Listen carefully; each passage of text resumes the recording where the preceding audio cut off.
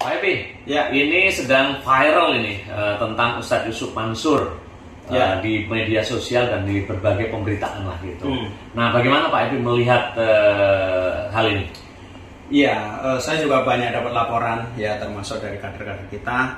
Menurut saya apa yang berkembang di sosmed terutama itu udah tidak proporsional, ya, tidak proporsional dan berbahaya bagi dakwah secara keseluruhan.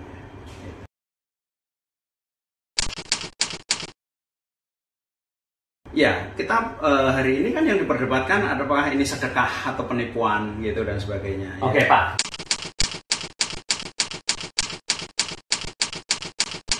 Jadi gini, sedekah itu tetap sedekah. Oke. Yang nilainya itu tinggi di mata Allah SWT. Oke. Ya, jadi bahwa pengelolaan sedekah itu hal lain kan. Sedekahnya tetap sedekah. Tetapi bahwa anjuran agama. Ya, pengelolaan sedekah itu hal lain, pembahasan lain. Oke. Tetapi di sini bagi Anda kan bersedekah untuk Tuhan Anda, untuk Allah SWT, bukan untuk Yusuf Mansur, gitu kan. Jadi kalau Anda tidak yakin dengan sedekah Anda, saya ingin tanya, ayat mana yang Anda tidak yakin? Artinya gitu. sedekah tetap sedekah. Sedekah tetap nilainya tinggi. Nah, ya jangankan sedekah udah keluarin, baru niat aja udah dapat pahala, ya kan? Oke. Gitu.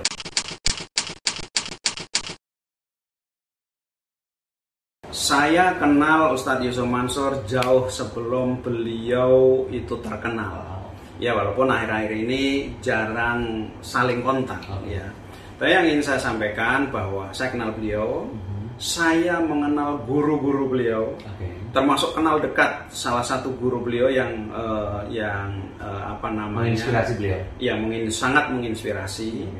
Dan saya tahu cara berpikirnya dan saya bisa memahami gaya daripada dakwah Ustadz Yusuf Mansur.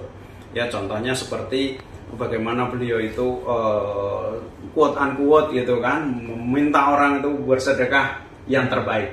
Saya sendiri berapa kali ketemu dalam satu objek ya, satu perusahaan yang Yusuf Mansur juga masuk di situ, saya juga masuk di situ, gitu. Dan saya tahu Yusuf Mansur keinginan menolong dari pengusaha-pengusaha ini sangat besar, gitu.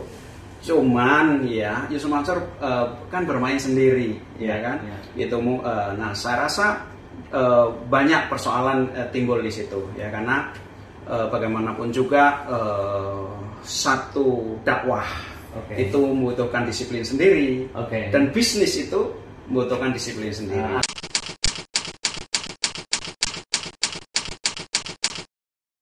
Saya lihat begitu ya, karena gini ya, Yusuf Mansur ini orang yang sangat yakin dan baik. Itu kekuatan beliau, yakin dan baik, itu kekuatan beliau. Nah, tapi kita harus ingat, ya kan, kita harus tahu di mana batas-batas kekuatan kita, ya, karena kekuatan seorang itu seringkali menjadi kelemahan yang bersangkutan. Saya rasa Yusuf Mansur itu kena masalah di sini, ya.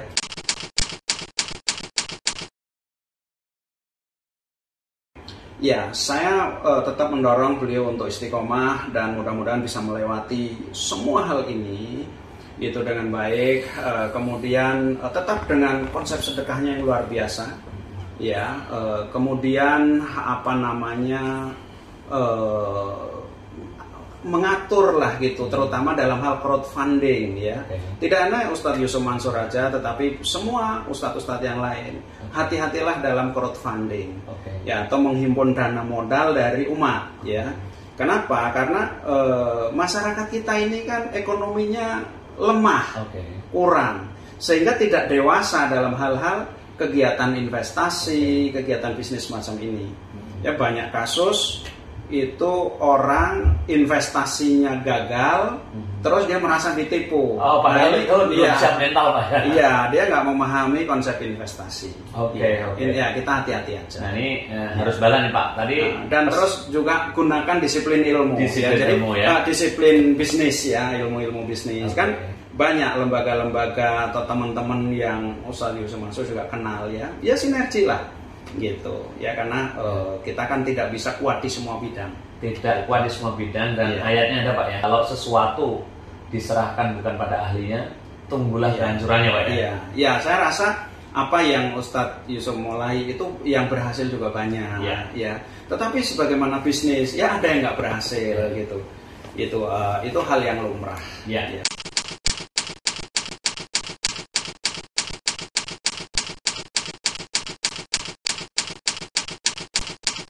Jadi menghadapi fenomena yang menyangkut Ustadz Yusuf Mansur, saya berharap masyarakat itu bisa melihat secara proporsional.